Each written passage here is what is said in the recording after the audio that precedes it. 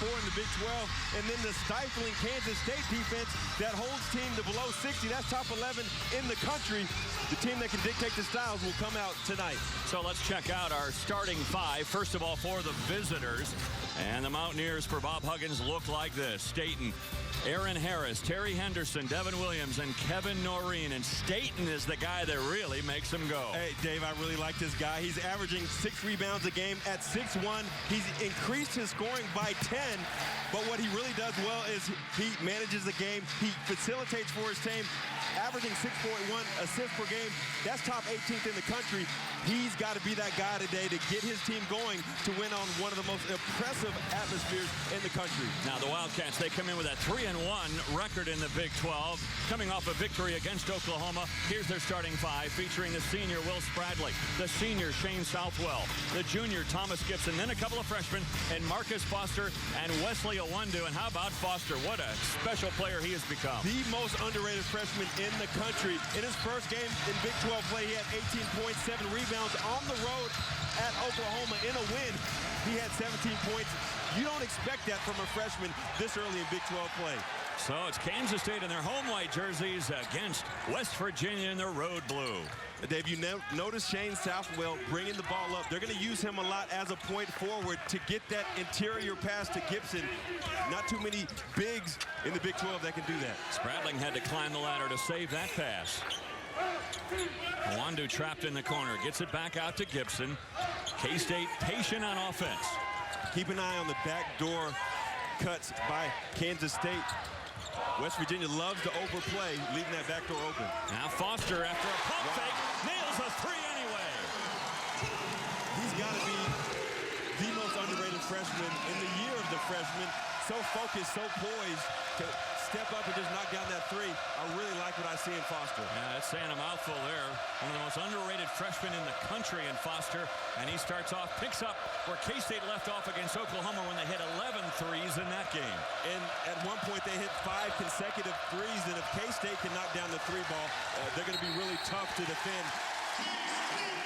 And they create a turnover. And take a look at Foster on that last play. Look at the patience where he waits to get the basketball in his spot, makes the defender bite on the 3-point shot, and that's one of the harder shots to make, Dave, is the pump fake and then stepping into your shot. That stroke by Foster is very nice. Foster falling out of bounds, threw it back out. It's Harris who picks it up. And then Harris tries to go length of the court. He loses the handle, but last touched by the Wildcats. Well, when you look at Bob Huggins in his 7th year now at West Virginia, he can look at this sellout crowd here at Bramlage and take great pride because it was Bob Huggins who really brought this program back to life. He really did, Dave. He brought back winning to K-State. Brought in some players that could really light the scoreboard up, like Michael Beasley. But I think the biggest thing he brought back was just the sense of pride in the program.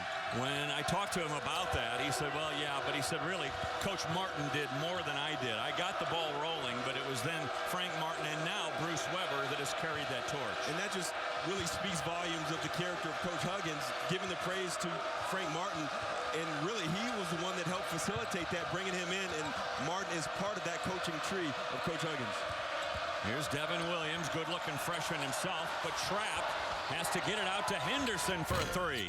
That's in and out, no good. Noreen picks up the loose change, has it blocked, and finally it's Devin Williams. Dave, you're looking at one of the weaknesses of West Virginia. Their inability to score on the interior, able to get to second chance scoring, but they don't have a go-to guy on the block that they can throw it in to get some buckets down low. Foster turns the corner and then charges in. That'll be a foul on Marcus Foster. Well, you look at Bruce Weber in his 2nd year. What did he do last year? All he did was win a Big 12 title. First time they've done that since the decade of the 70s. Well, I talked to him and I said, your first year in the Big 12, you win a share of the Big 12. What do you got for the next year? It's almost difficult to do that in your first year because you set the expectations so high. But here in Kansas State, I'm sure they love it. There was an article written in the Kansas City Star this past week saying that Bruce Weber is a perfect fit for Kansas State, and he was quoted as saying, I hope I retire here. Well, anytime you're winning, you're going to be a perfect fit for wherever you are, but I think he's brought stability. really to the Wildcats, and they like the style of play that he brings to the table. Now Aaron Harris buries a three. He's a 40% three-point shooter. He, along with Staten, they each average better than 17 a game. Well, that was very important. The last two losses, he was 1 for 13 from downtown. He has to knock down that distance shot for West Virginia to win. And they were just 4 for 25 against Texas in that game, and there's a turnover for a Wundu.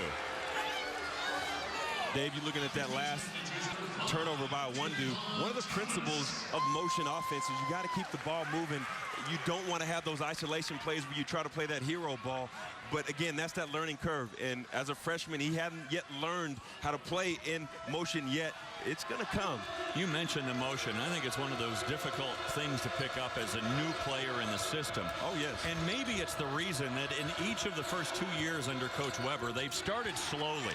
Well, not a slow start at all for the Mountaineers, as they have now scored 8 straight points. Well, back to your point, Dave, that's exactly the reason why they're struggling offensively. You have guys that didn't really know their roles. That motion offense is very difficult to learn. If Kansas State can keep this defensive intensity throughout the Big 12, around the middle of Big 12 conference play, they're going to be very scary to go against. Now Thomas Gibson steps out from about 12 feet. And Dave, that's something that Thomas Gibson really added to his offensive repertoire this summer, the ability to step back, knock down that 15-footer.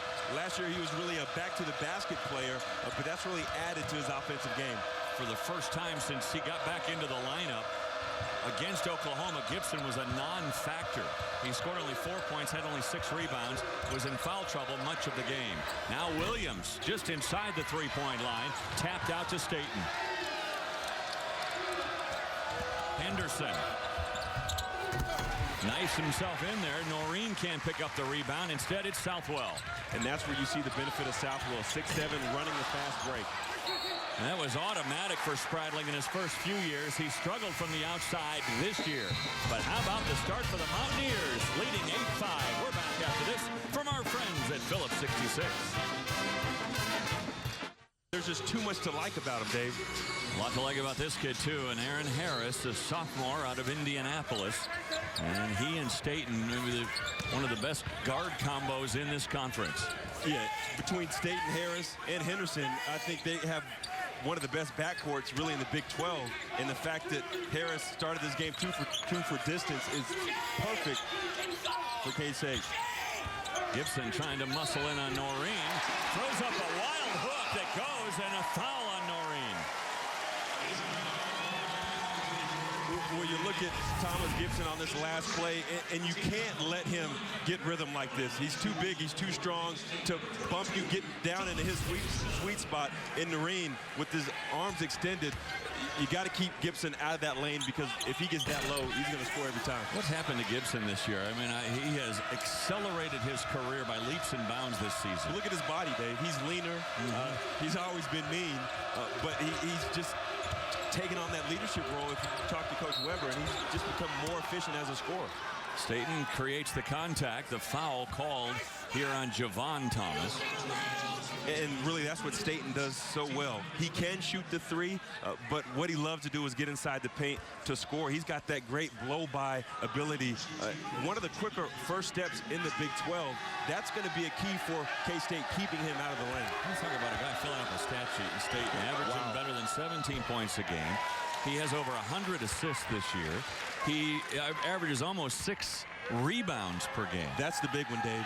6'1", averaging almost 6 rebounds. That, to me, shows the toughness and the character, and that has that trickle-down effect for your team when your point guard is averaging 6 rebounds a game. You know, West Virginia's record is misleading. As you see it there at 10-7, they have lost 4 of those 7 losses have been by 5 points or less. Southwell buries the 3. Well, Dave, if you average those 6 losses, they're all by 5. They could easily have a very different record, be top 25 in the country. You can say that about a lot of teams, Dave, but they were really on the cusp, and I really think once they get that defense down, they're going to be a special team. Very young team, the Mountaineers. Not one single senior on the roster. And that's, to me, is really amazing about how they've had that early success. They don't have that senior leadership, but they're still able to do it. Williams gets himself into good position, but too hard off the glass. And again, there's that lack of interior scoring by the Mountaineers. What a pass by Southwell. And you know, Dave, talking to Coach Weber, that was one of the problems with Southwell earlier on in the season, really trying to do too much. Last year, he was a guy that facilitated and scored when it came to him, but this year, now he's gotten back to being that 6'7" facilitator. That's a mismatch down low. Wando able to pick the pocket of Williams. Southwell plays the 4 position, but he plays like a point guard sometimes. He really is. And Weber said they're going to let him bring the ball up against pressure. He can make that interior pass to Gibson, and you saw in that last play, he can facilitate as well, get other players involved. Now Javon Thomas gets into the paint. Looking at that last play, look at the way Southwell, he has a nice little hesitation move, takes it on his left, and really gives a perfect pocket pass to Thomas Gibson, who uses the rim to protect his shot, lays it in with his left. And you can see Gibson saying, I don't want to have another game like I had against the Sooners, already with 6 points as he gets a breather. But you know, Dave, that was something that was positive for K-State. They won without their leader scoring. When you can do that, that gives you some confidence as a team that everybody can step up to win basketball games. Now an illegal pick away from the ball. DJ Johnson whistled for the foul.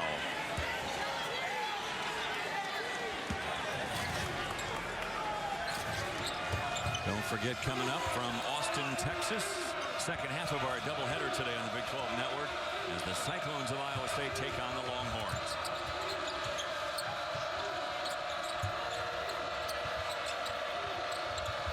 With the ball in the corner to Williams. Notice K-State is doing hard hedges and great anticipation on that pass. Spradling finds Thomas. He'll back it out. Southwell open for 3. No. You know, I really like that patience by Thomas. Didn't try to over-penetrate and over-attack. He's up his jump shooter. They just didn't knock it down. And Henderson is fouled too closely. The contact there by Marcus Foster. And Foster picks up his second foul. Now decision time for Bruce Weber. Well, I really like Terry Henderson, Dave. A guy that last year they had to play him a little bit earlier than they wanted to. Has the smoothest jump shot of anyone that you're going to see. He's scored in double figures 9 of the last 10. And when he plays confidently from deep, West Virginia is so difficult to defeat just because he gives them that great scoring from perimeter.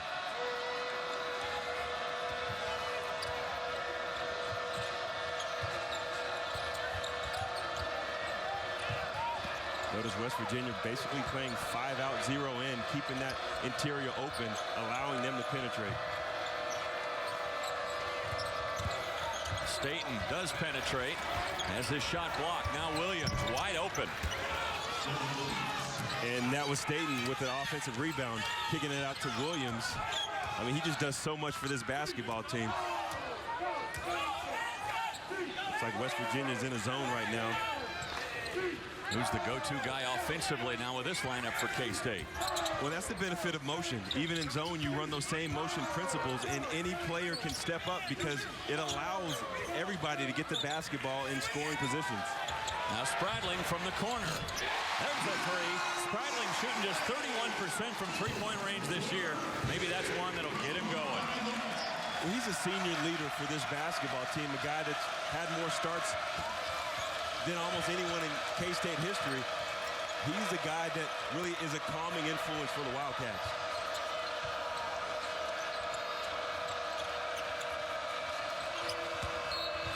And there's another foul on DJ Johnson. That's his second.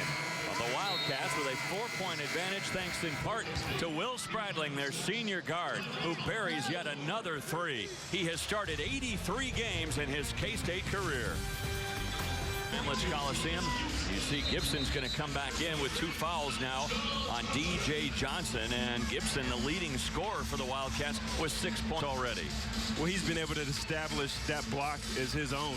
Hit a nice jumper from the short corner and then got into some rhythm and back down Noreen. But you mentioned the sizzling 67% that West Virginia's shooting. Really, K-State has to do a better job of not allowing them to get that basketball in the sweet spot. And then on an inbounds play, an illegal pick set by the Mountaineers. That's a 3rd team foul on West Virginia. Wildcats already have 6. That's one of the things that West Virginia does really well. They don't foul. They have a free throw rate for the opposition of 36%.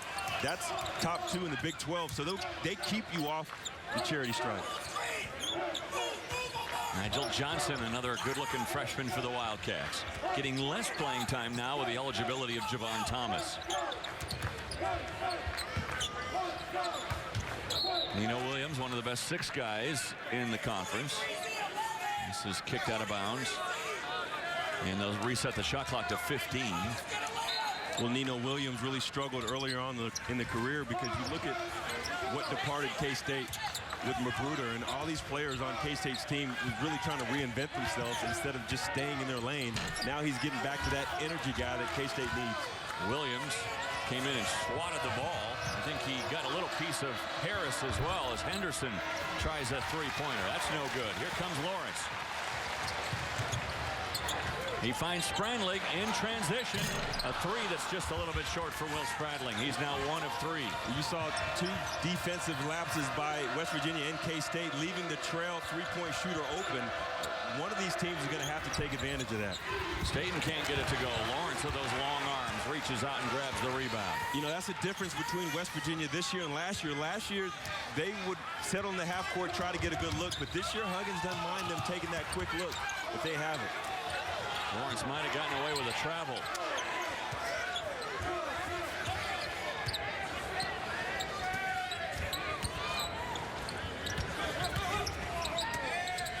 West Virginia doing a good job of not allowing that penetration into the paint right now. And a whistle and a reach-in foul. This is called against Nathan Adrian, a freshman out of Morgantown. I really like the way Kansas State is showing patience in their offense.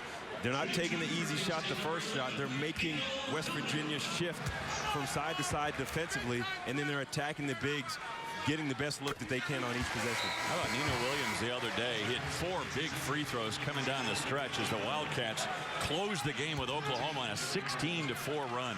Yeah, he came up with a huge offensive rebound under a minute, which put him on the line, then put them up 3 after he knocked it down. That's the type of things that you want from your bench players, just making those impacts, even if it's small, but you got to make something positive happen. 5-point lead for Kansas State is their biggest of the game. Harris beat everyone down the court. And then there's Nino Williams with an aggressive rebound. I really felt like he rushed that shot a little bit. It's a shot that Harris can take and make. But again, take your time. You got to know time scoring situations when you're knocking down shots like that. On that last rebound by Nino Williams, he kind of took out his own guy in Amari Lawrence. He was slow in getting up. Now the ball is kicked out of bounds, and it will be awarded to K-State. Taking a look at that last play. Nice shot by Aaron Harris, a little quick, but you see Debo's hand swipes Foster. That's just Big 12 play right there. Going to be physical into that rim. I thought it might have been Nino Williams, his own guy, that got him, but it clearly showed on that replay, Stephen, that it was Debo that inadvertently got him going for that rebound. And that'll be kicked. This one by Debo. It'll be just K-State ball. Shot clock doesn't move because it's at 17.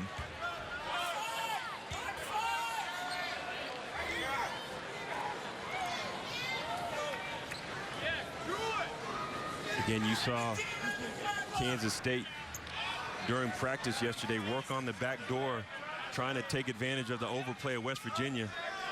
Guess we're going to have a player switch because he's bleeding. Yeah, Gary Brown got a little bit of a cut on his lip, it looks like. Henderson will check in for him. Brown did not want to come out of this game. No, he didn't. As a player, you don't want to get off the court because you don't know what that next player is going to do. Right. You don't know if you're getting back in, huh? Come on, Coach. I just got in. From the short corner, Nino Williams. And that's really where Nino has to make his presence felt. A little short corner, stepping into a shot, not trying to create for himself, but when they facilitate for him, knocking down shots, that's really what he can do for the Wildcats. Stephen, he's been in double figures in 3 of his last 4 games, including that Oklahoma game when he scored 10 points with 9 rebounds, a big assist off the bench with Gibson in foul trouble. And that was really almost his first double-double with 10 and 9. But take a look at the way that he rolls. Sets a perfect screen. Defense almost forgets about him, steps into it, and weak side defense has to step up for West Virginia and challenge that shot by Nino Williams. But Nino, knowing his place for this team, and you can see the maturity of this basketball team, knowing where Nino Williams is going to go. That's the principles of motion coming into play. Front end of a 1-and-1 for Aaron Harris. He'll get the bonus. That was a perfect look, too, to see the spacing for Kansas State. When Henderson came in to help out defensively, Nino Williams knew exactly where to go for an open shot. Well, there is no success in motion without spacing because of the fact that you have all the parts moving constantly. And I think, again, that's where this team has to grow even more, just to realize that and to know how to get each other open. And playing a large part of this half without one of their stars, Marcus Foster, who's been sitting over there with 2 fouls for a long time. Thomas getting banged around. The ball comes right into the hands of Gibson. Well, that was lucky for K-State. That's one of the things that Gibson did extremely well last year. Getting back into the feel of it this year is scoring on offensive putbacks. And that'll be an offensive push-off by Staten and a foul on Jawan. And here really you're going to see how Gibson gets this offensive board. He never quits. He's always following the ball. And the basketball just gets knocked out of the hand. And one of the things about being a good player is being in the right place at the right time. When you are around the rim, players know that you're going to be able to get loose balls like that. And one of the things that Coach Huggins would notice about that, if he looks at that replay, is that Aaron Harris stood on the weak side of the basket and was a spectator. He was not a participant. That's one of the things that will be pointed out in film session. You bet. And this one out of bounds. That goes off of Nigel Johnson, and it will belong to West Virginia. And as a result of that turnover, Johnson's going to get a seat, and Spradling will come back in.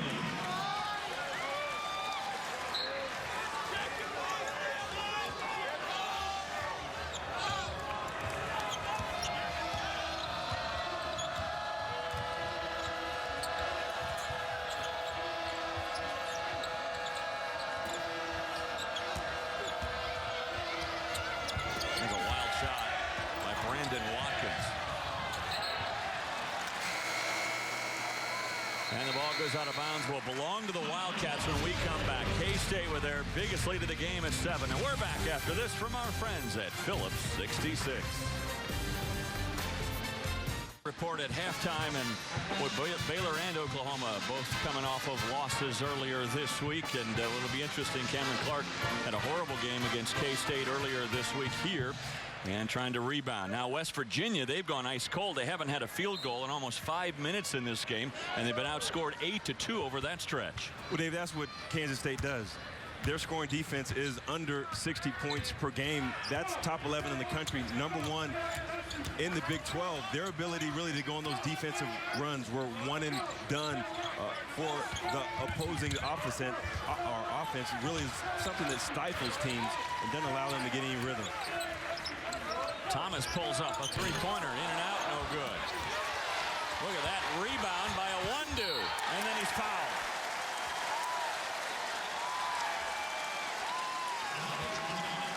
You know, Dave, I really like Wesley Owundu. He does those little things for K-State, and that's one of the reasons why they've been successful. Keeps the ball alive using his length, and then he attacks the rim. Perfect pump fake. They both bite. Owundu does the rest, plays through the contact. Nice little freshman. I like the way he plays. Coming off a game in which he scored 11 against Oklahoma and went 3 for 3 from 3-point range after going 1 for 5 the rest of the season. And I think that goes to the confidence that Coach Weber really imposes into his team. Look, you missed some shot, step in and make the next one. And you can see the result with these players. They're playing with a lot of defensive and offensive swagger right now. All of a sudden, West Virginia, a team that averages 80 points per game. They've gone ice cold, only 13 points so far in this one. One of the reasons why is looking at K-State. They hold opposition teams to below 27% from 3, and that's where West Virginia is very proficient. Right now they're having a hard time finding offensive rhythm, and the ball is just really stagnating in the players' hands. They've only taken 5 3-pointers in this game and hit 2 of those. Brown Little floater in the paint. Their first field goal in almost 6 minutes. Thomas on a little pick and roll. Gibson loses the handle out of bounds. It'll stay with K-State. You know, that was good defense on Gibson. He's a player that really has to take advantage of angles to score. As a below-the-rim player, so standing with your hands up like Debo did is really essential when you're trying to prevent Gibson from scoring on the block.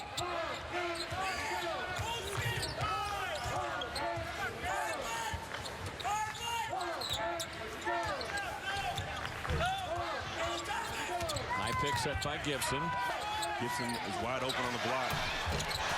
Well, that was a good rotation of the ball, wasn't it? It really was. But there you see one of the struggles of Gibson. He really struggles to score down low against lean, tall, athletic players. And with the hands of West Virginia, he just couldn't get a good look at the basket. Going for that rebound. Debo with a foul over the back. That'll be team foul number 7 on the Mountaineers. So we'll be shooting at 1-1 the other way. Both teams now in the bonus.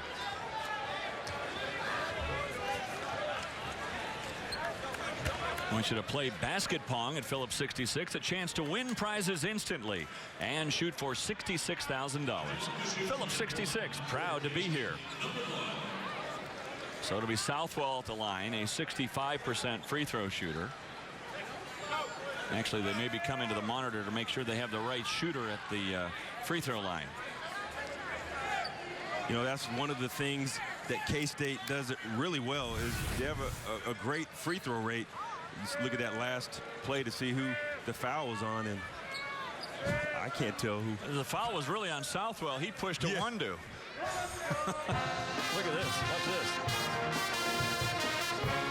See that Southwell kind of pushed into a one-do, and then Debo, he was in the neighborhood, and he got whistled for the foul. So it likely will be a one-do. We'll be going to the line now.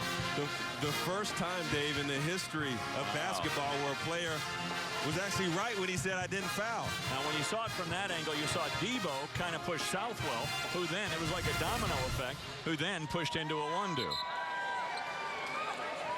So if they call the first contact, that was the foul from Debo to Southwell. It will be Southwell at the line. We saw the tail end of it, and it was the play before that was the foul. So now it is Southwell at the line, the front end of a 1-and-1. You know, Dave, one of the things that K-State does really well is get to the charity stripe, but they don't score that efficiently, only shooting 65%, and that's something that in close games could come back to haunt them once they get in the Big 12 play deep into the season. Southwell coming off one of his best games. He had 16 against Oklahoma. And you can see now, if Kansas State shoots 57% for this game, it's going to be very tough on the Mountaineers. Yeah, because this is a team that struggles to score. Right. They're going to keep you from scoring, but if you're letting them shoot above 50%, close to 60, there's not too many teams that are going to beat K-State. Three-pointer no good for Debo. Saved, though, by Harris. And you're really seeing the inability of West Virginia to get anything down on the block, which allows K-State to extend the defense and keeping them really from scoring on the perimeter. Williams had it blocked by Gibson. Actually, that was a block by Gibson in the backboard. Gibson's not going to block too many players. No. He's not getting too high off the ground. He's kind of a below-the-rim player, but not effective. kind of. He's a very below-the-rim player, but he knows how to work in those angles. Pull-up jumper is no good. And Spradling. That's just hustle. It's hustle and having a knack to be able to make plays. Something that Spradling has done throughout his whole career at K-State. Love the patience on offense. Gibson has a mouse in the house. They missed an opportunity to get him something on the block. A one-do can't miss from three-point range all of a sudden.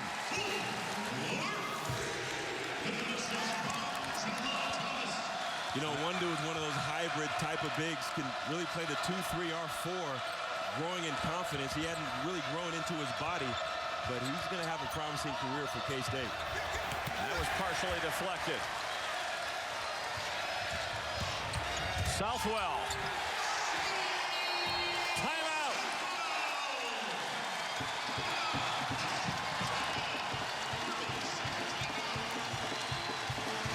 You know, taking a look at those last two plays, it's K-State really taking that momentum. Great patience on the offensive side, and then they hit Shane Southwell, who steps into the shot and knocks it down. This is what Southwell did so well last year. He took advantage of his opportunities, and then he gets out on the fast break after he partially blocked the basketball. Nice Manu Ginobili-esque type step through, and then takes it up strong for the lay-in. And Shane Southwell, when he's playing that difference maker for K-State, this team plays so much more confidently, and you see that in the result in that run that K-State had. Little Wabash cannonball. The student section. The students actually don't start class again until next week, but they have come back in numbers. And a sellout crowd on hand at Bramlage today. Well, again, you go back to what we talked about earlier about Coach Huggins and what he brought back to K-State, and you see the results here in Bramlage Coliseum. 75% winning percentage in this Coliseum, and the student section are a large part of that because of the fact that they come back even when they're not in school. And this is a place where teams do not like to come in and play. 7 straight points now to the Wildcats to open up a 13-point advantage. Good play out of the timeout. They get the ball inside to Brown, and he is fouled by a wonder. You know, Brown has had the last two scores on the last two possessions for West Virginia. That veteran leadership by him, good backup point guard, provides a change of pace for West Virginia. He's a guy, though, that loves scoring on the inside, loves attacking the gaps. When he comes in, he allows Staten to move over to the 2 position, frees him up to shoot some threes. 2 shots here for Brown, who is a 68% free throw shooter. You know, what's really important for West Virginia is to get this lead below 10 going into half. Chip at it away, go into half with some momentum. You don't want to get too far down to K-State in the octagon of doom because it's just so hard to get momentum in this arena. K-State won both meetings with these two clubs a year ago. And right now leading 28-17. And foul out front is one of those things they're closely watching this year. And Gary Brown has whistled for the foul, which will send Javon Thomas to the line. And that's exactly why Coach Huggins just looked at Brown with that exasperated look. You know they're in the bonus, play defense. You're 50 feet away from the goal. You don't want to put a team on the line when you're already down trying to get back. This freshman, who wasn't eligible until the 21st of December, has really struggled at the free throw line.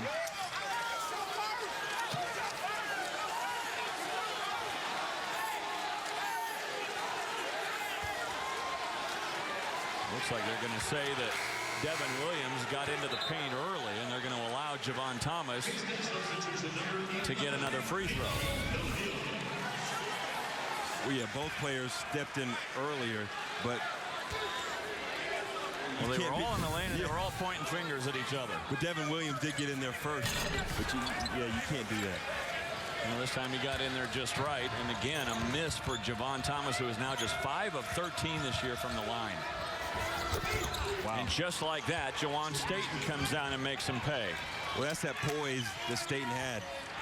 You know, it really looks like Coach Huggins is giving him the reins to the offense. Last year was more of a facilitator, and this year he's still facilitating, but he's stepping up and knocking down big shots for the Mountaineers as well. He's averaged 23 points in his last 3 games.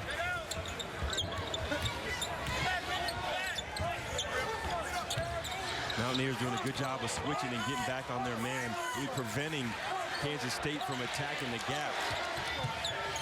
Shot clock is down to 5. How about that little shovel shot by Nino Williams? Almost a steal on the inbounds play. You know, I don't know how they didn't call a foul.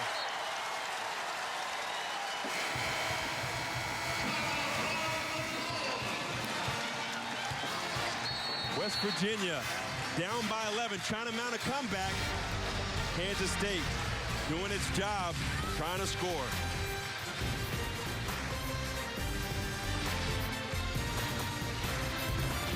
What he was asking his players was, who ate all the Captain Crunch at the hotel?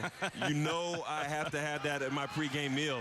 And clearly nobody stood up and said that was me, which is smart on the part of all players. I think when he's talking, the best thing you can do is listen. And shake your head and say, exactly, my fault. That is not what they were looking for coming out of that timeout. No, it's not.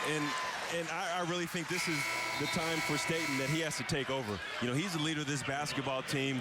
He's been a little bit tentative offensively. He's got to have that confidence and attack the rim and do what he does the most for West Virginia to be successful. That was our 8th turnover this half for the Mountaineers. And that's something that they haven't been doing on the road at Texas. They only had 6. They created 18. You're not going to come into Bramlage and turn the ball over and expect to win.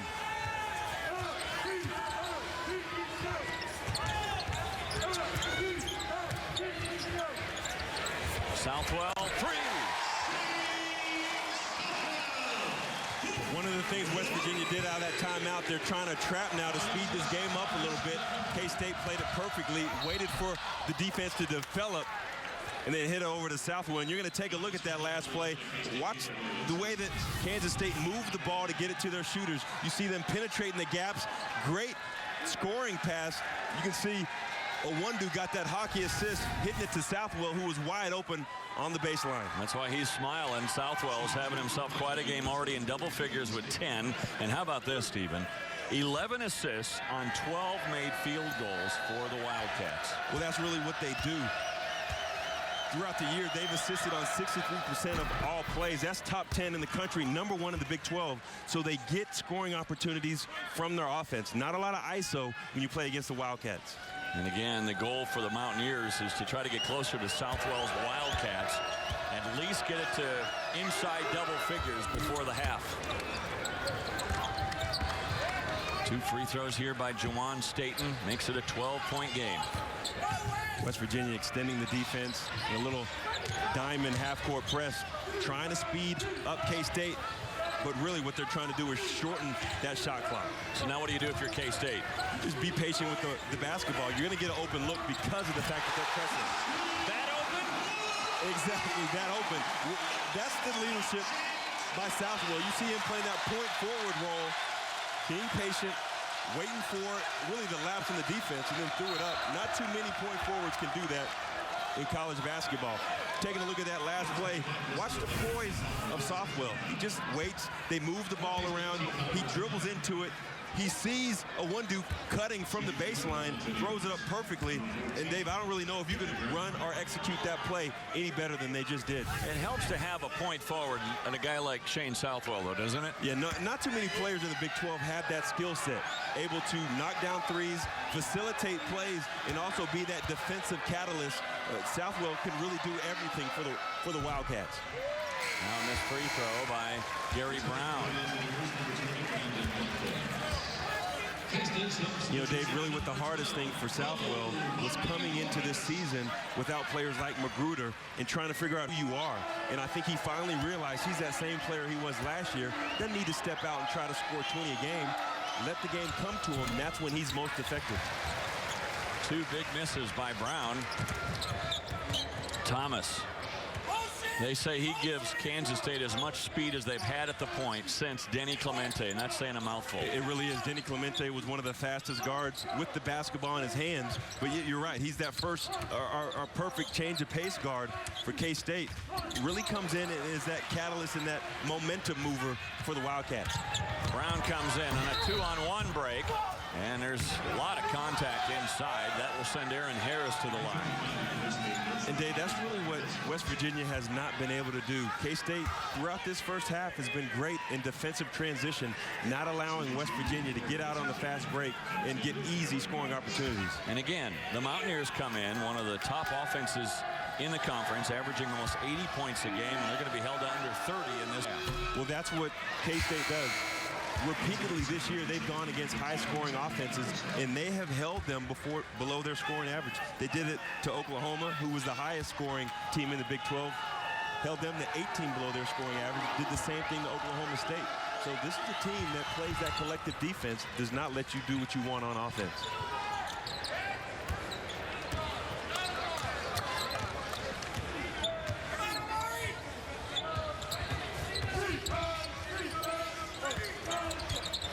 Williams.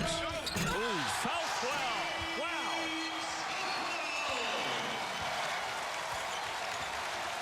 And that was a great example of the wheeling action by K-State.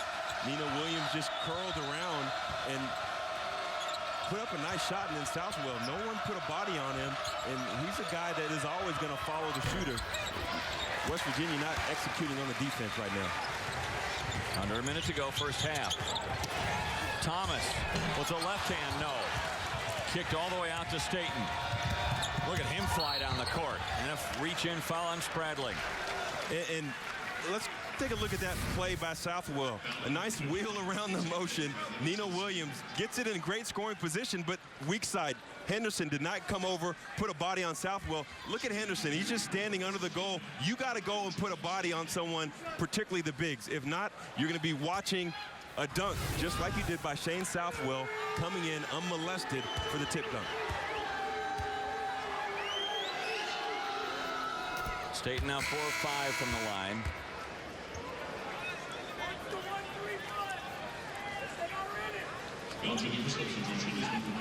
And I really believe at halftime, Coach Huggs is going to tell Staten and Harris that you guys have to push the envelope, particularly in the pace department. We have to speed this game up to benefit West Virginia and get out and get those easy scoring opportunities, because West Virginia has not been able to score on the half-court defense that K-State has put out there today.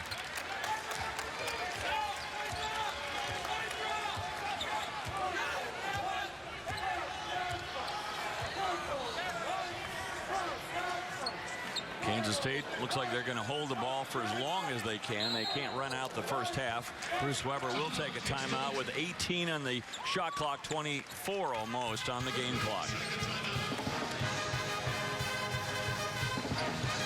And you look at West Virginia again today, only 24 points. And yet the team that averages almost 80, coming off a game in which they scored only 69 on 4 of 25 shooting from three-point range against Texas. And that's the big indicator for West Virginia, is their ability to knock down threes. They haven't been able to do that on the road the last 2 games, but you got to credit both the defense of Texas and K-State. K-State does not allow you to score from 3. They're top 10 in the country at preventing teams from getting comfortable, only allowing them to score 27% from distance. They're doing that same thing today. So what has Bruce Weber's team done here today to really mess with the Mountaineers offensively? Well, I think they play that physical brand of basketball. That's what you really have to do when you don't have that height to protect the rim. You have to start the game, hit the team in the mouth first, and just see if they react. And West Virginia just has not reacted in a positive way.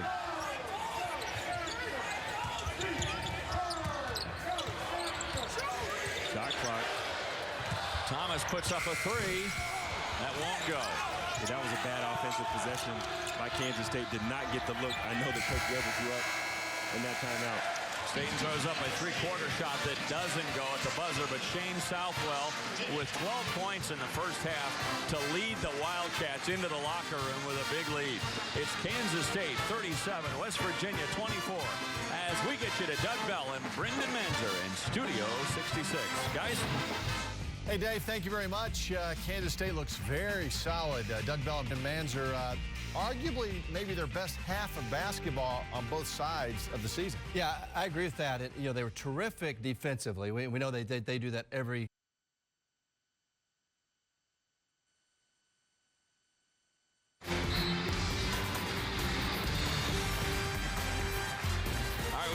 back to Bramlage Coliseum. We saw Shane Southwell have such a great first half. 12 points to lead Kansas State to this 13-point advantage. With Stephen Howard, I'm Dave Armstrong, watching the second half start with Kansas State with the ball first. I think what was important about that first half for Southwell is that he let his offense come to him. Didn't really search for it, but like that last shot he just took from 3, allowed the offense to come to him. He can't miss. Southwell, 3 of 4 from three-point range, already 15 points in this contest. And I think what he's doing, as I mentioned, he's allowing the offense to come. Earlier on in the season, he just tried to come out and be that scorer. That's not in his MO. He's got to let the offense work for him like he's done this game today. Well, first 5 minutes always so important of the second half. Three-point shot by Harris is way off the mark, almost an air ball. Staten goes right down the paint. That won't go. Here comes Spradling on a 3-on-2 break. Spradling throws it up for Foster, who's back in there. Foster hardly played in the first half. He sat with 2 fouls. Love the patience by Spradling, allowed the fast break to develop, had a 3-on-2, drew the defense to himself, and then threw it up for an easy bucket for Foster. And all of a sudden, the lead is up to 18 for the Wildcats. And really, this is the danger zone for West Virginia. They can score in bunches, but they haven't shown the ability today, particularly because they haven't been able to knock down a 3. No foul call there, and a whistle. The ball off of Foster. It'll belong to West Virginia. Take a look at our Papa John's first half stats. The biggest thing for me in that first half, 12 buckets are off of 14 field goals. K-State doing a great job of letting their offense work. Mostly all their buckets were off of assist, and that's motion when it's really working effectively. Absolutely. On the inbounds play, again, Harris a little bit too strong. That would have counted for Williams. He'll go to the line. That's one of the things West Virginia is going to have to do, is they're going to have to get better on scoring off second chance points. Only had 2 in the first half. When you're shooting poorly, Dave, you got to find other ways to score. The best way for that is on the offensive glass. Here's Williams, a 55% free throw shooter. He's had 5 double-doubles this year. And now West Virginia's going cold from the line. They have missed 5 of their last 6 free throw attempts.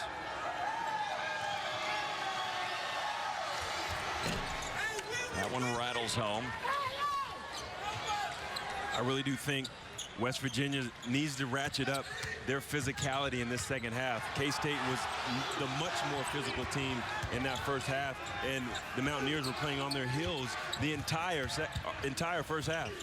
Foster looks like he's trying to make up for lost time.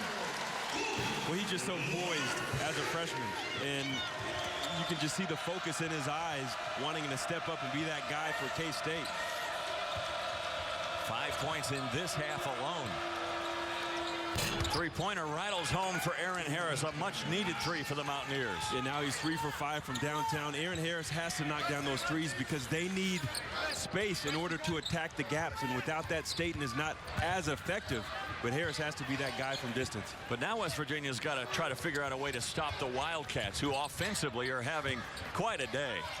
And that's what's difficult, because right now West Virginia isn't that great of a defensive team, and you're seeing it with the easy look that K-State is getting down low. That's 2 that should have gone down for Gibson, but he was good enough to get the offensive rebound and then getting position. A foul on Devin Williams. And that's one thing, Dave. Defense does not stop until you get the defensive rebound.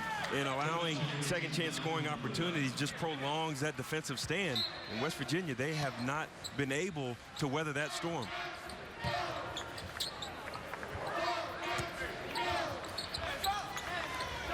Southwell, quick snap pass into a 1-2. Now back out, Foster another 3. That one's in and out, no good, but another offensive rebound, and then Foster is banged into by Devin Williams. And boy, that right hand, he dislocated that finger in practice on Thursday. You could see him holding it a little bit after that collision. Yeah, it's really difficult, but great. Look, watch Spradling bring the defense to him again and hit it to Foster, and Foster was able to elevate. But Dave, that's one thing when you have any type of injury, especially if it's your shooting hand, that hand becomes a magnet for the defense, it seems like, and you're always getting hit.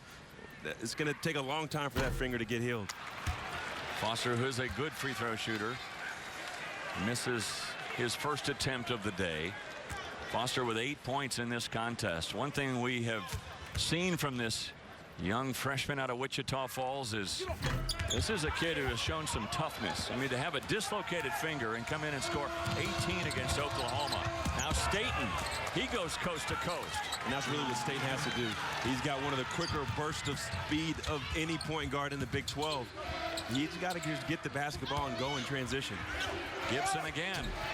Well, he gets it in that close. Tough to stop. Now he's in double figures.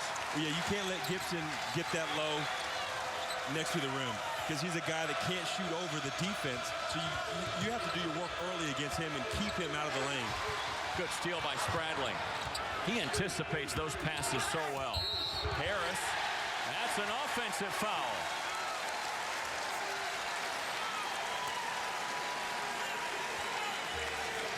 Look at the feet of Thomas Gibson. As a secondary defender, you have to be established before the offensive player gets in his upward motion. Gibson there in plenty of time, standing there. Perfect defensive rotation by the junior. So that foul is on Aaron Harris going in. That's the first on Harris. And he's limping off the court. Boy, that adds injury to insult here today for the Mountaineers. Well, you saw in that last play why K-State is so good defensively. Not a collective rim defender, but they play such good interior defense. Thomas Gibson gets to that spot, and the pass comes in quickly from the wing, and the lead is 19. What Gibson does so well is he does his work early. He knows where he wants to get the basketball. He knows once he gets into any spot, you're not going to move him. West Virginia has to find somebody just to keep Gibson out of the lane. Not so much a surprise here, Stephen, to see the Wildcats keep the Mountaineers in check. That is their modus operandi this year.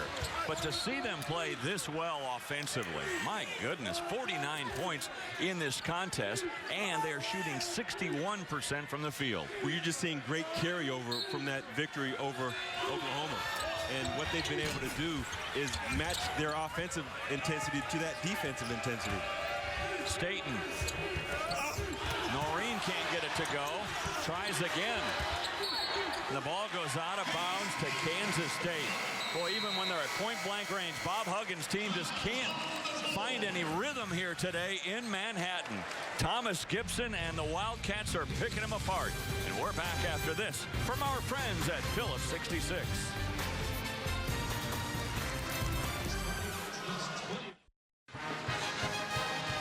Well, Kansas State is only up the ante here in the second half on a 12-6 run to start the play after the intermission, and a 19-point lead for K-State. Hey, you can log on to Big12Sports.com/CTB for the latest announcer blogs. And this week, Brad Sham just posted a great article called Any Given Wednesday. Big 12 basketball fans, what's in front of us? It's one of the best seasons in recent memory. 2 weeks in, we have seen that any team can beat any other on any given Wednesday. And I think Texas Tech is a good example of that, a team that is looked to be one of the easier wins if you're outside of the Big 12. They took this West Virginia team to overtime and then beat Baylor convincingly. Tubby Smith has got them playing good basketball and love it. He certainly does. They play at TCU tonight. Horned Frogs still looking for their first Big 12 win. Foster, boy, that shot was challenged well by Henderson. Foster gets it back, though, and buries a three.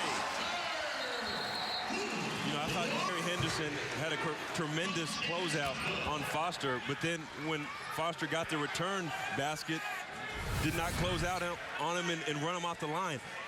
Look at this closeout by Henderson. You just hesitated. You know Foster is going to raise up and knock that down. You have to make Foster a penetrator and a facilitator. And look at that last play, and Gibson just got sandwiched in between West Virginia, went down. It's a physical play. Nothing to see here, folks. Keep it moving.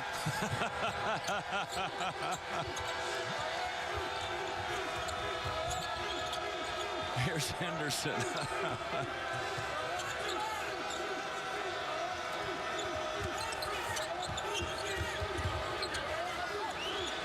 Brown open for a three, and that won't go. Noreen has it. You know, Dave, West Virginia is getting good looks. They're just not knocking him down, but you got to credit the Wildcats, really the lack of rhythm that they're forcing on West Virginia offensively. And a foul on Noreen inside negates the basket by Staten. Noreen telling Staten, look, you got to run him into me. I'm trying to set a pick for you, and that's the hardest thing for a big to do, is set a pick when the point guard does not run him off you. And right there you saw the result of offensive charge. Mountaineers just 3 of 11, Stephen, from three-point range. How do the Wildcats do it? They lead the conference in three-point field goal defense at 27%, and they're one of the top 5 teams in the country in that department. Well, an opportunity here for West Virginia, and a reach-in foul on Foster. That'll be his 3rd foul. And again, Dave, this is how West Virginia is going to have to get back into this game, is in transition. You see a nice pass up ahead to Harris, lost his handle on it. But again, attacking the rim, forcing the action in transition, getting easy baskets in transition is the best way for West Virginia, because the half-court defense of the Wildcats is way too stifling in this basketball game. Foster has to take a seat with those 3 fouls. He does have 11 points in this contest. And then on the inbounds play, another foul on K-State, their 4th team foul this half. You know, Dave, Foster's ability to score, despite not playing much in that first half, normally for a score, that hurts you because you don't have any rhythm. That shows to be a lot of maturity by the young freshman.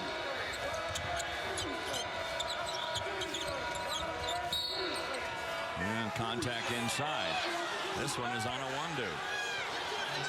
And that's the 3rd on Wesley Awundu. You know, that's one of the things that's going to happen with freshmen. You just make bad fouls. K-State had good defense. Ball is pretty stagnant for West Virginia.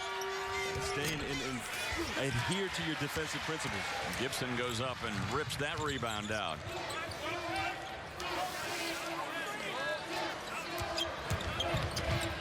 Southwell, long 3. Oh, my. He is 4 of 5 from 3-point range today. And look at the run by the Wildcats. They're running away and hiding from the Mountaineers. You're seeing from West Virginia, Dave, they're just trying to do too much. You see Staten over-penetrating right there instead of pressing in his offense. Harris did the same thing the last possession. Unless they get more ball movement, unless the ball touches other players' hands, you're not going to be able to make anything happen. And here you see Southwell's last jump shot. And really, you're seeing from Southwell what he did last year in Big 12 play.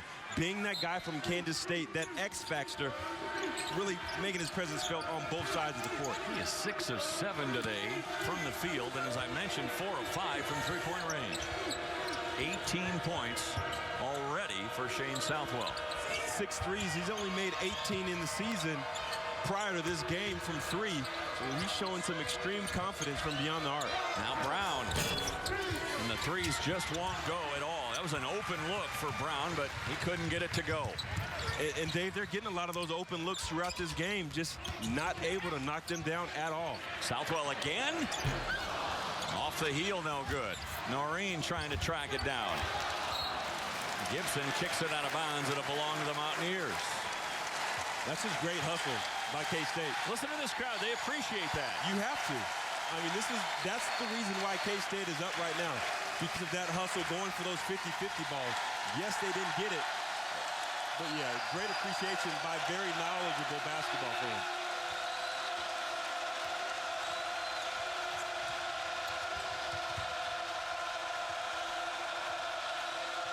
It's weird that a hustle play brings this kind of reaction, but as you mentioned, Stephen, that's because of the educated factor here at Kansas State. Long-standing history that was repeated on center court here at halftime today when they honored the 1964 team that went to the Final Four, all part of Legends Weekend in Manhattan.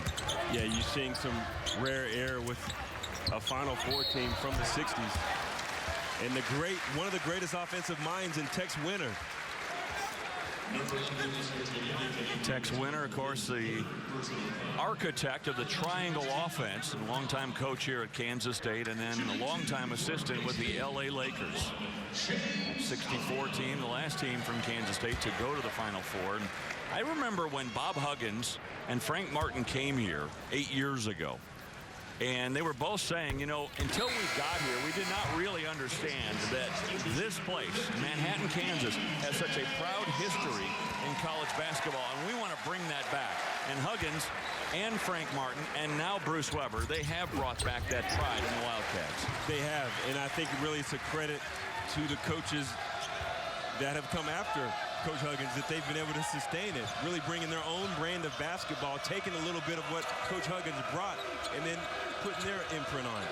Right now, Coach Huggins wishes the Wildcats weren't quite so good. You're exactly right. He wished he was maybe coaching for K-State to tell him to lay off his team right now. But you saw that last play by Harris, they're going to have that. Some shots have to fall from downtown because, as we mentioned earlier, they don't have an inside scoring threat. All the damage they do is going to have to come from the perimeter. Southwell, and illegal screen by DJ Johnson, who just picks up his third foul. Well, Tex Winter, one of the absolute legends in K-State history, and it's good to see him along with Ernie Barrett, who's right behind him applauding. Two of the classic all-timers at K-State.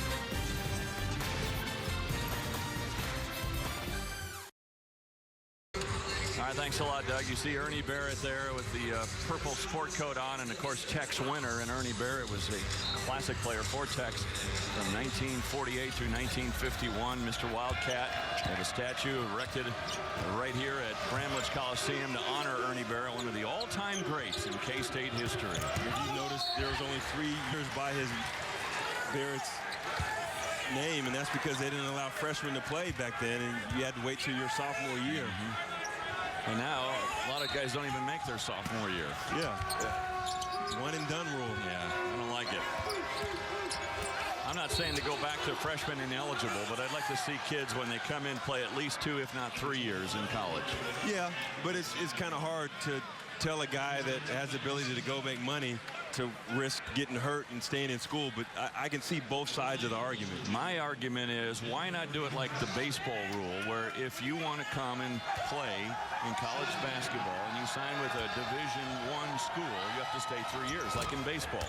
If not, go to a junior college or go somewhere else and play. Well, one of the reasons is because, you know, the NBA doesn't really have that farm system, the 3 divisions like baseball does, so it doesn't really work in that same fashion.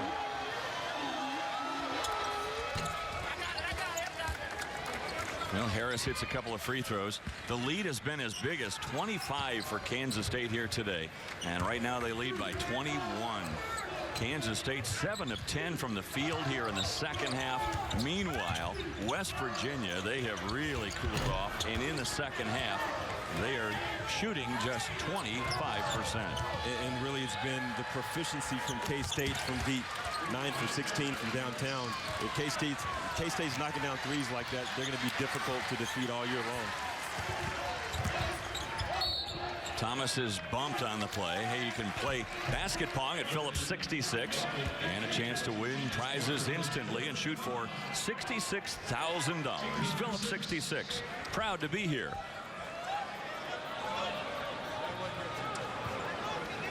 And it looks like Nathan Adrian got an elbow to the face, and Adrian, I believe, a little bit of a bloody nose here, and might take some time for them to stop the bleeding. Again, if you come to Big 12 play, you're going to have to expect some contact. Yeah, right there. You can just see Thomas just trying to clear out anything, just attacking the rim, protecting the ball, and that nose got the brunt of that force. And now they're going to look at it on the monitor to see about flagrant 1 or flagrant 2 here. And to me, that's a basketball play. Because he was going towards the defender, it wasn't like he was clearing anything out. He was really just protecting the basketball and crossing over. Nice swipe move. So that, in your mind, is not a flagrant 1 or a flagrant 2. That's just a basketball play. Yeah, because he's just moving the basketball from one side to the other, protecting it, not like he was trying to clear out. Head just got in the way. Nathan Adrian might disagree with you right now. Well, at least his nose disagrees.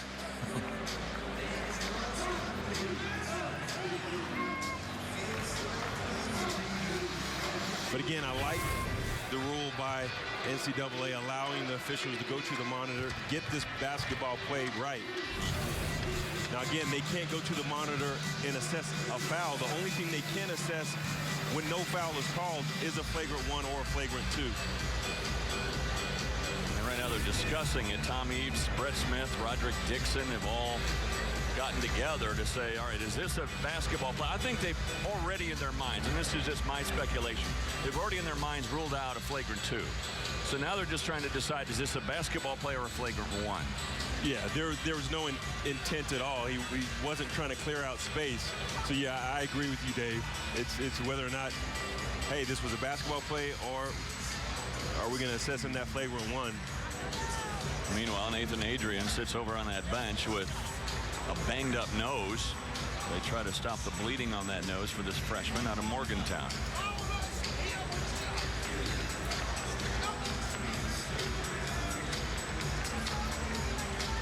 Hugs could tell already that he didn't like where their officials were going.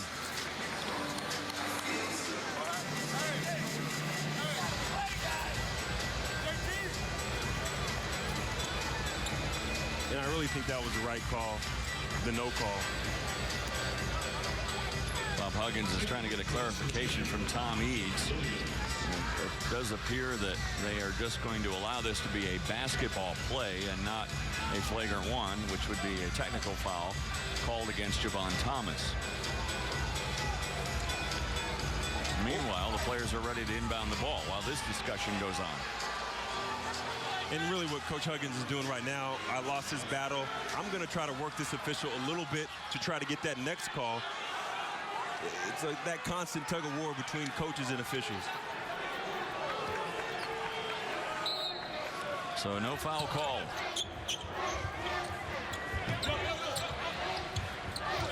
Williams has the inbounds play. And this is where West Virginia has to make their stand, is on the defensive end. They can't be content to keep exchanging buckets with K-State.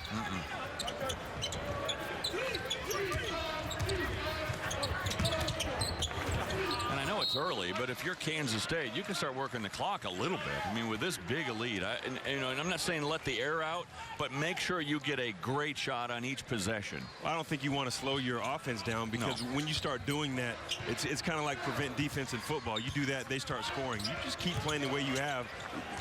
Knock down shots when you have them. You change anything, you're going to allow West Virginia to get back into this basketball. What's that adage, Stephen? You always change a losing game, never change a winning game. Exactly. Three-pointer by Will Spradling won't go. There's a pass that was lucky to get through for Staten. Now Williams, hard off the glass. No, Nino Williams with the rebound. Dave, repeatedly, you're seeing West Virginia getting good looks. Yep. That right there was great execution down the stretch, but not able to knock down the shot when it's presented. And that's one of the things that Coach Huggins talked to me about before the game. They just cannot score on the inside. Southwell. That was halfway down and back out again. Southwell sitting on 20 points right now. Shot good by Harris. Southwell with another rebound. Defensive rebound is going to be big for K-State in this last 10 minutes of the game. If they're able to control them, much like they have all game long, they're going to come out with a nice home victory. With the left hand, Javon Thomas. I really like him, Dave. He's only played 6 games, so he's got a huge learning curve as far as learning the motion offense. And Coach Weber's had to kind of dumb down the offense a little bit. But once he gets it going, that change of pace that he provides, it's going to be a great addition to this team. The other thing he does is he allows Spradling to go over to that 2 position, which he's much more comfortable there. Whistle and a foul here on Thomas Gibson.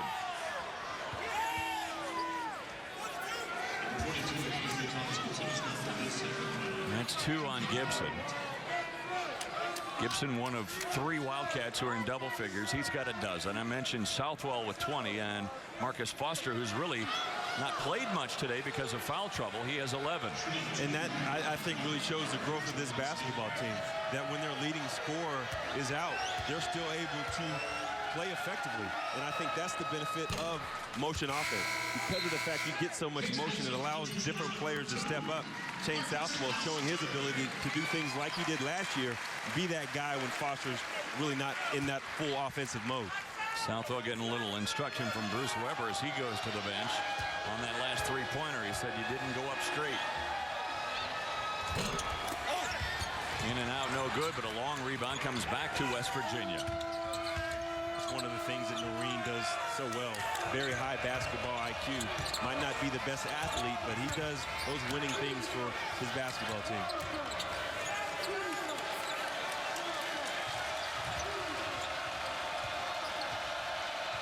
Staten with a double-double right now. 14 points, 10 rebounds.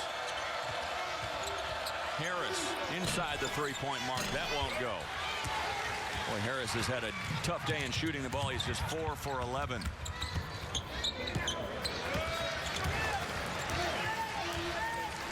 Good decision there by Thomas to pull it back out.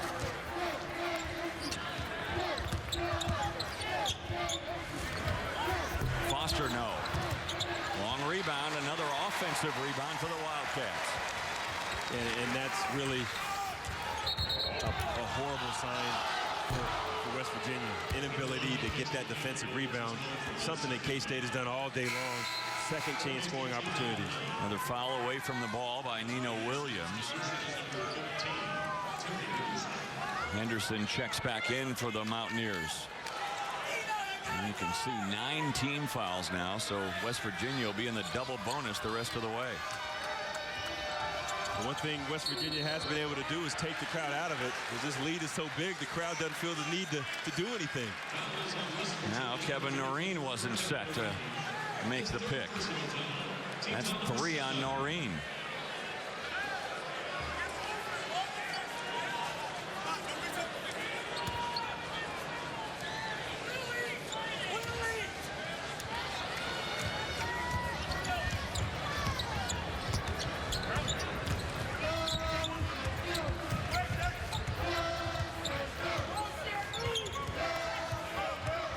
Notice West Virginia has Brown on Foster. It'd be a good opportunity to Foster to take Brown down on the block and post him up.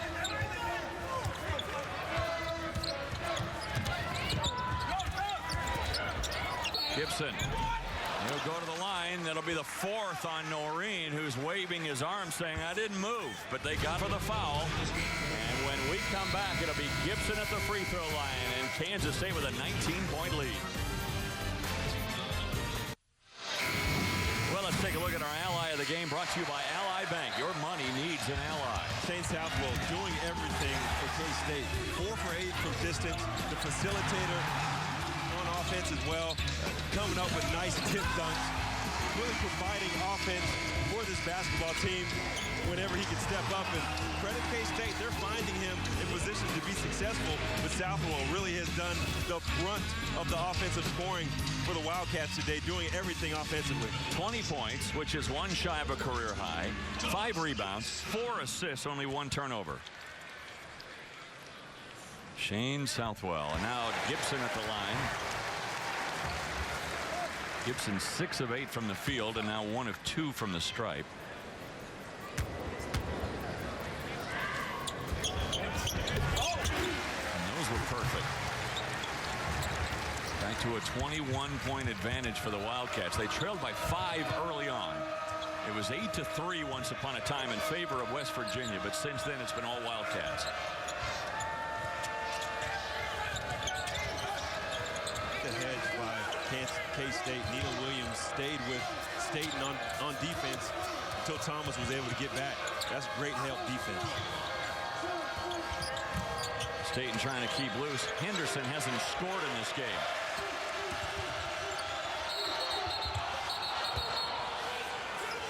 And that's a travel, not a foul. The reaction by Javon Thomas, they thought they whistled him for a foul, but instead they got Staten with a turnover. Well, this is a little bit of a freshman mistake. Watch the good defense. He gets the defender up into the air, and he moved that pivot foot ever so slightly. Great call by the officials. That's when you just got to take your time. You got the guy up in the air, initiate that contact, and go to the line. Just tried to make his move a little bit too quickly. So just make him make a tough shot. Yeah, exactly. Rather than bail him out with a foul. Right. Spin move by Foster, no. Tipped out of bounds by K-State. Today's game brought to you by Puerto Rico Tourism Company. Live your own star vacation story. Puerto Rico, the all-star island. Visit cpuertorico.com. Henderson still scoreless for the game. What a rough day for him. 0 for 3 from three-point range, 0 for 6 for the contest. Yeah, Henderson is very important for West Virginia. One of the 3 players that scores in double figures for the Mountaineers. And you have to have that balance, particularly from a team that can't score on the interior. One player like Henderson doesn't show up, and it makes it difficult for them to win. Backdoor and a great pass by Gibson. Kind of a role reversal there as Gibson gets it to Foster. Well, that's one of the things they thought they could exploit on West Virginia yesterday in practice. West Virginia tends to overplay, particularly up high. When that happens, you just take your man back door, and you should get an easy layup, just like that last play. Brown drives in.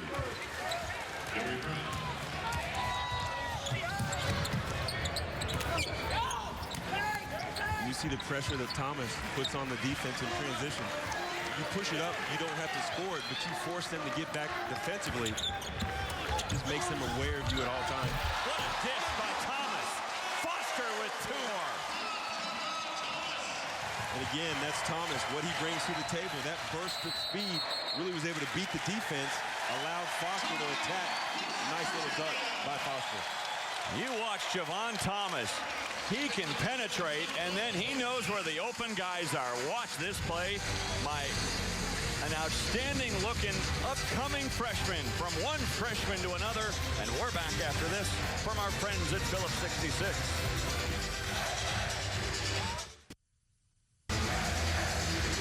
The octagon is rocking. Kansas State up 65-42 over West Virginia. All smiles in Manhattan right now. And what do you like about this play, Stephen Howard, from Javon Thomas? I guarantee you, Dave, Javon was taking pass the whole way. Brought 2 defenders to him. Marcus Foster read it perfectly. Dashed to the basket. That's execution at its finest. He's our 6th man of the game, brought to you by Motel 6. And how about this? 8 assists in the game. 0 turnovers. That's great work by a freshman. One of the hardest things for newcomers into college basketball is taking care of the rock, and to have a guy that's only played 6 games to be that careful with the rock shows a lot of promise for him as a freshman. And a little bump out front by Aaron Harris. That's then Spradling to the line. So Javon Thomas cooling his heels over on the bench. You can see him next to Amari Lawrence, and Lawrence, one of the seniors on this squad from Bronx, New York, and Thomas is from another borough, Queens, and they're talking New York language right now, and I'm sure Lawrence is saying to him, kid, you're growing up fast. Hey, one thing they know about in New York, and that's playing ball. Got the mecca of basketball there at Madison Square Garden. From the Big Apple to the Little Apple. Yeah, they're at home, you know. Same story, just different zip code.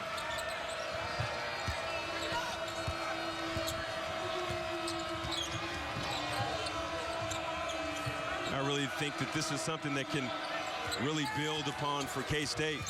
You know, this is the 2nd time they've gone against a high-scoring offense and played their game and outscored the opposition while still applying that stifling defense. Tough go, though, for the Wildcats, as their next 2 games will be on the road at Texas and at Iowa State. Their next 4 games are difficult. They'll have Texas Tech at home, but then they'll go on the road at West Virginia to replay this game.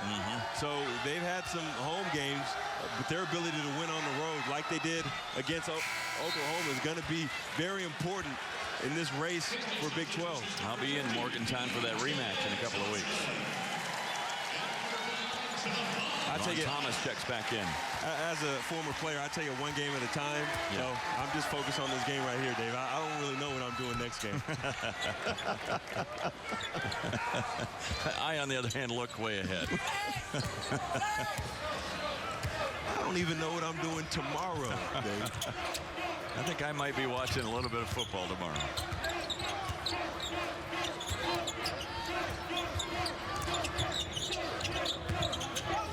Thomas, again, good dish.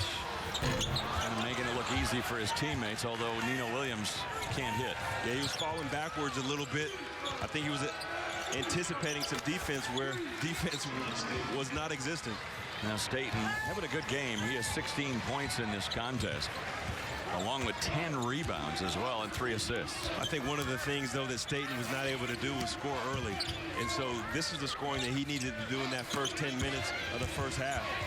That ball was whacked out of DJ Johnson's hands by Henderson. And then the hustle at the other end to knock it out of bounds again by Owandu. One thing Henderson needs to do is just continue running. He stopped around half court, turned around, asked for the ball. Your point guard will get you the ball. What he did is allow the defense to come to him and really stop that transition opportunity.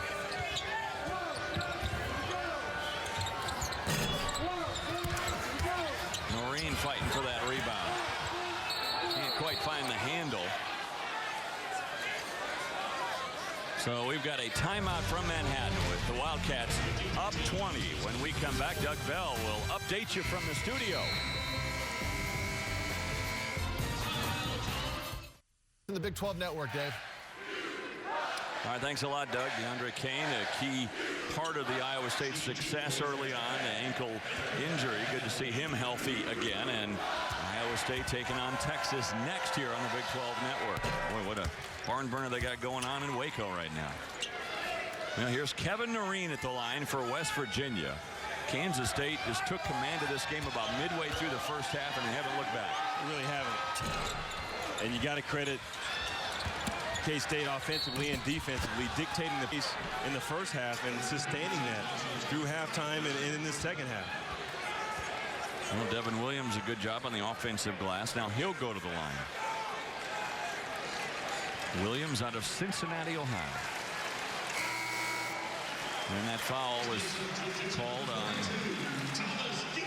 DJ Johnson, and he has been eliminated from this contest, his 5th foul. Johnson coming off that game where he really played well against Oklahoma. Now Gibson back in.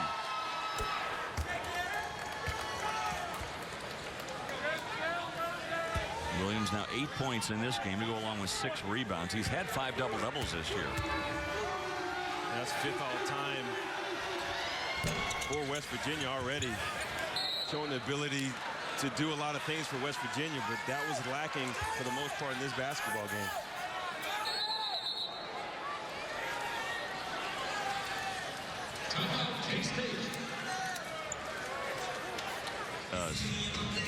Very first basketball game I ever called was at a Hearn Fieldhouse. Really? Back in the early 80s, yeah. And what a special place. And boy, they would fill it to the rafters, literally. They would literally have fans sitting in the rafters until the fire marshal got wind of that and then said, wait a minute, that looks a little bit dangerous. But you talk about a loud arena, Hearn Fieldhouse. Still use it on campus. It's right in the middle of campus. A multi-purpose facility there. It's hard to believe this place is now in its 26th year.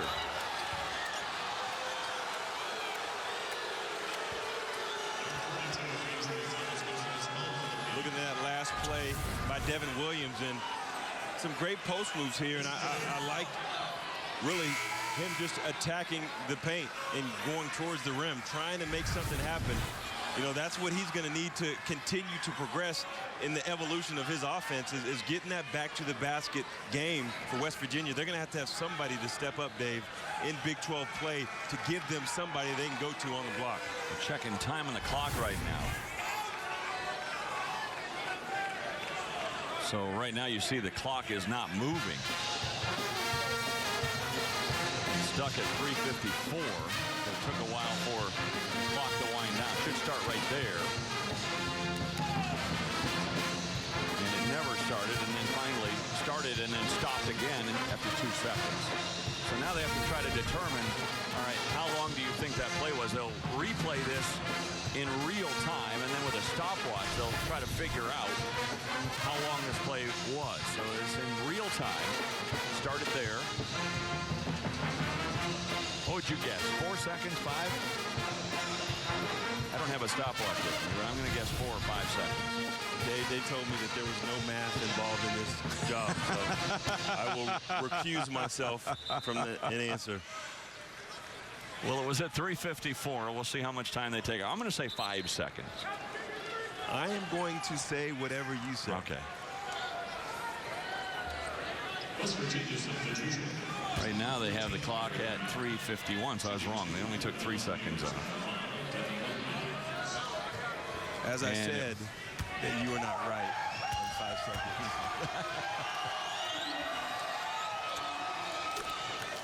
So Devin Williams at the line. Williams comes in as a freshman with that upperclassman body, doesn't he? Yeah, he really is. He's got that man-child body, and that's something that's going to benefit him in the Big 12. Look at that. Javon Thomas goes up for the rebound.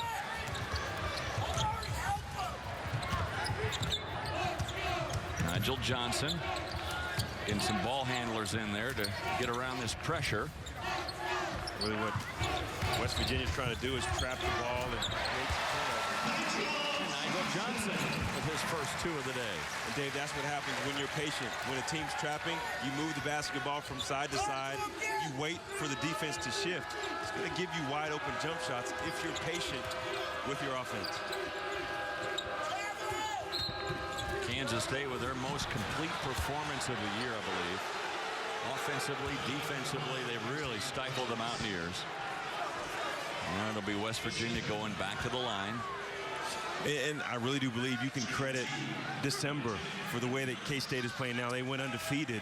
And I really believe that Coach Weber used pre-conference scheduling to the benefit of his basketball team and has them playing right now the best basketball of the season. And that's what you use that pre-conference schedule for, to get better. Some teams lose some, but the importance is how you get in the conference. This team right now is playing defensively as good as anyone in the Big 12. Add to that offensively what they did today and against Oklahoma. That's dangerous, Dave. And in December, Stephen, they had wins against Gonzaga and Yes. George Washington. I mean, they won against a couple of really tough opponents in December. And I think the win over Gonzaga really opened the eyes of everybody, not only in this conference, but around the nation. But not only that, Dave, that win against Gonzaga is really going to be that gift that continues to give throughout the season, because Gonzaga historically has been a very good basketball team, done well in their conference. RPI, when that comes into the equation, that's going to help them out a lot. And Henderson gets his first 2 points of the game. So here's what Kansas State has upcoming. We mentioned those 2 road games at Texas and at Iowa State.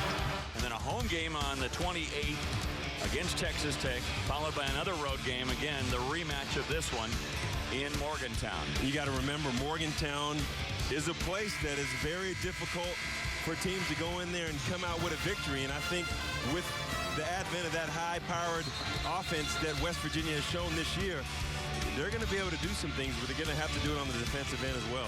Meanwhile, West Virginia looks like they're going to lose their 3rd straight game.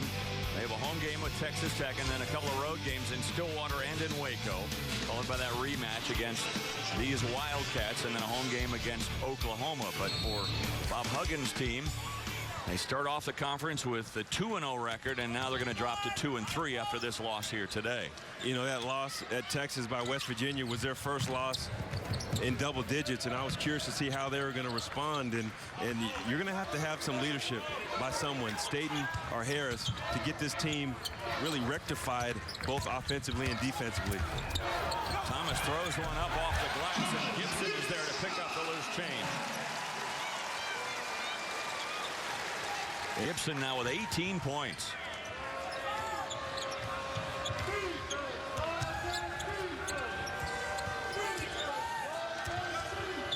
I think really Gibson losing weight in the offseason, becoming more leaner and compact, has helped his game out and really allowed him to sustain his effort as he makes a turnover when I'm talking positively about him. Well, Brown made one good play in stopping the outlet pass, but then he traveled with it. What I liked about what Gibson did, though, he made a turnover. He didn't exacerbate it by fouling Brown. He let Brown make the next mistake, and you see the maturity of Gibson in that play. So Kansas State's going to go to 14-4 overall, 4-1 in the Big 12. And that's really impressive. A team that lost so much from last year. You know, they lost 75% of all that scoring with Magruder and all the players that came back to share the Big 12 title, and then coming in here with so many young players able to play this quickly, this good, something that I don't think anybody really thought was going to happen. And especially after they lost the first game of the year to Northern Colorado here at Bramlage Coliseum. Now, they did that without Thomas Gibson, and Nino Williams was ailing as well. Plus, they had the freshman in Foster, and they were not playing yet with Javon Thomas. So it was a different team than it is right now. And I think that was one of the reasons why, because they lost so much offense from last year, the roles weren't defined. And Coach Weber even spoke to that before the game, and players had to figure out where they fit into this basketball team. Some tried to do too much early on, but now they're staying in their lane. They find their niche, and this team is really playing well. It was a great performance here today, no question about that. Got numbers. Johnson gives it up. There's Gibson with the right hand. And it quick timeout taken by Weber. He wants to get Meyer into the game, Sean Meyer. And also Brian Roletter and Ryan Schultz are coming in. Look at this fast break, and great fast break by Kansas State. You had a 3-on-1, waited to the best possible moment to give to Gibson, and Gibson showed nice little hesitation, shift the ball to his right hand to lay it up away from the defense. And Aaron Harris gets an easy 2. Spoke too soon about Ryan Schultz. Actually, just Roletter and Meyer check in.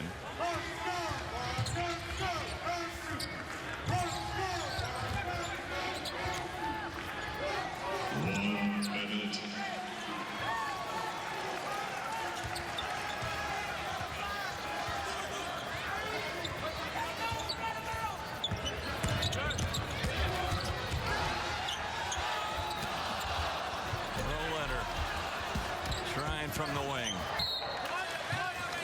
And it will belong to Kansas State. People don't realize the type of pressure to come off the bench after sitting for 39 minutes and to try to knock a shot down. You know the crowd is waiting for it. You're cold. Tyrone Hughes got underneath Johnson. He sent Johnson to the line. So back to the drawing board for the Mountaineers, who dropped their 3rd straight Big 12 game. And Bob Huggins has some work to do before they take on Texas Tech on Wednesday. I think the biggest difficulty for West Virginia and Coach Huggins is going to find that answer on the interior for the Mountaineers. Right now, that their team doesn't have any offensive balance. They're all perimeter as far as scoring, even though the perimeter players score on the inside. You don't have anybody on the inside to take pressure off those 3 tremendous perimeter players of Harris, Staten, and Henderson. Don't forget, second half of our doubleheader coming up. It's Iowa State at Texas. That ought to be a great one from Austin.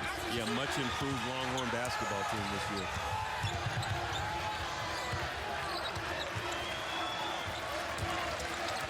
Kansas State can just hold it out, and the shot clock is turned off, and Kansas State goes to 14-4 and 4-1 in the Big 12. West Virginia drops to 10-8 and 2-3. This is a great showing by the Wildcats today. Really what you have to do at home if you want to have your eyes on Big 12 titles, you got to protect home court just like the Wildcats did today.